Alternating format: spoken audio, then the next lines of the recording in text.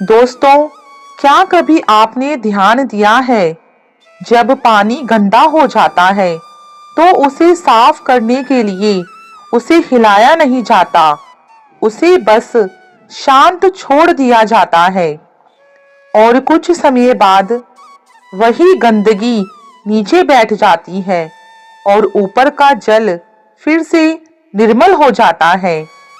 ठीक ऐसा ही हमारे जीवन के साथ भी होता है। जब परिस्थितियां, लोग और शब्द हमारे मन को मत देते हैं, तो हम समाधान खोजने के लिए बेचैन हो जाते हैं, प्रतिक्रिया देने लगते हैं, खुद को साबित करने लगते हैं।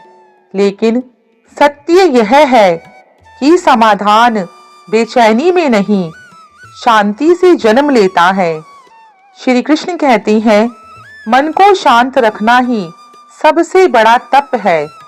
कोई कितना भी बुरा कहे, कितना भी गलत समझे, लेकिन यदि तुमने अपने भीतर की शांति को बचा लिया तो तुमने सब कुछ बचा लिया।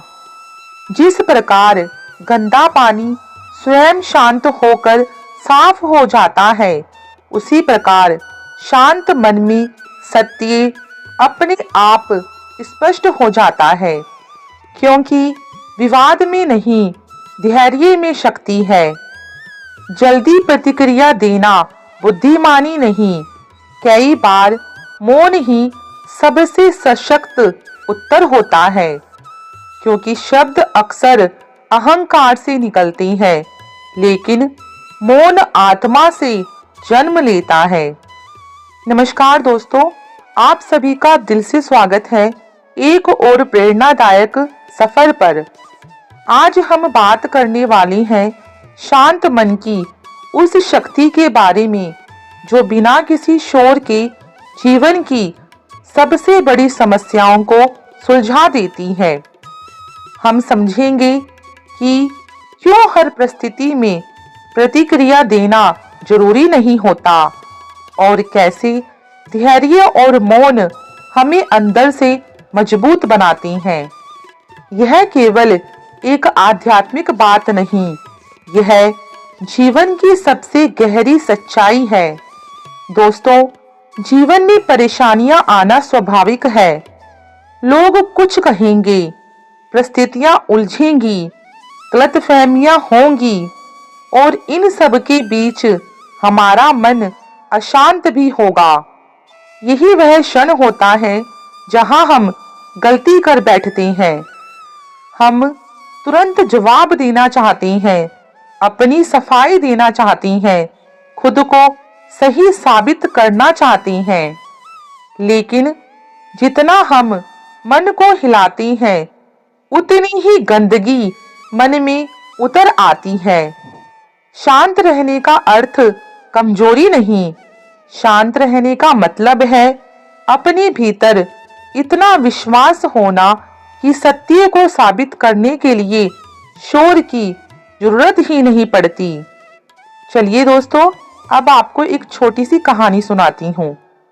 एक साधु नदी के किनारे बैठे थे।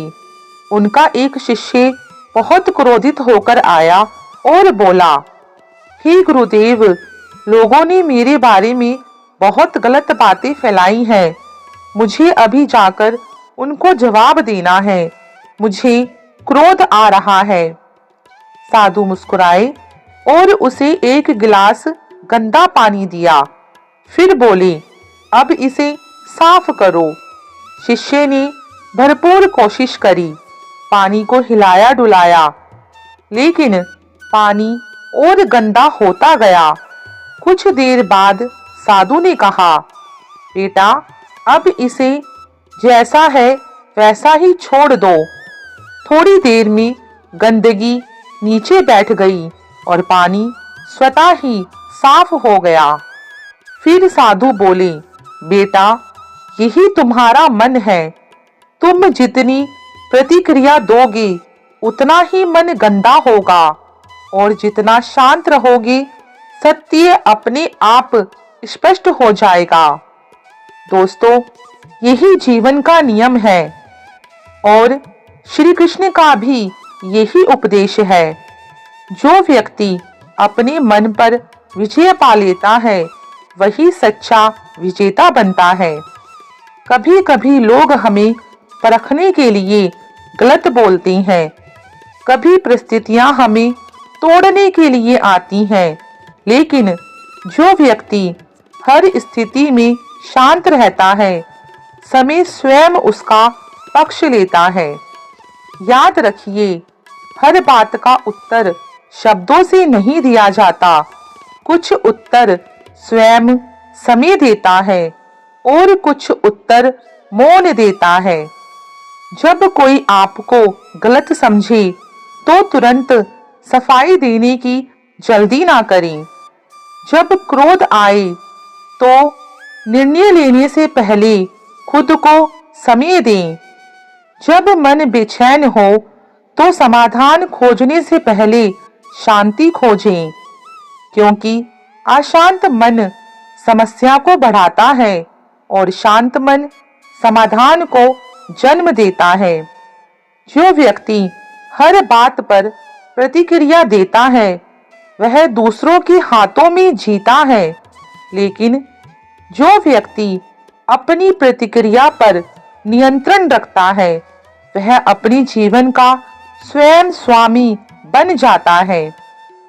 और यही आत्मबल कहलाता है, यही आध्यात्मिक परिपक्वता है।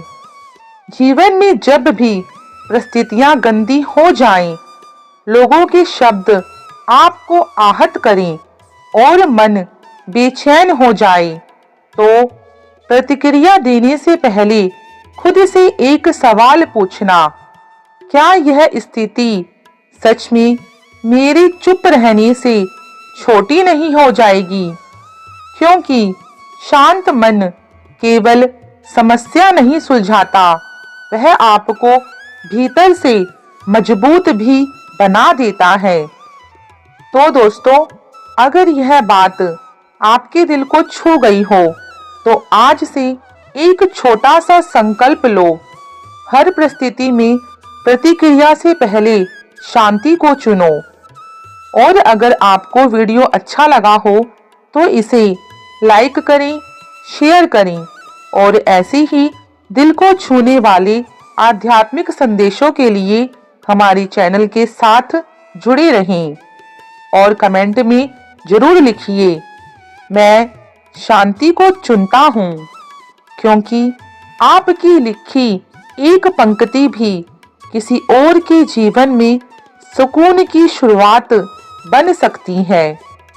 जय श्री राधे कृष्णा। सभी को राधे राधे।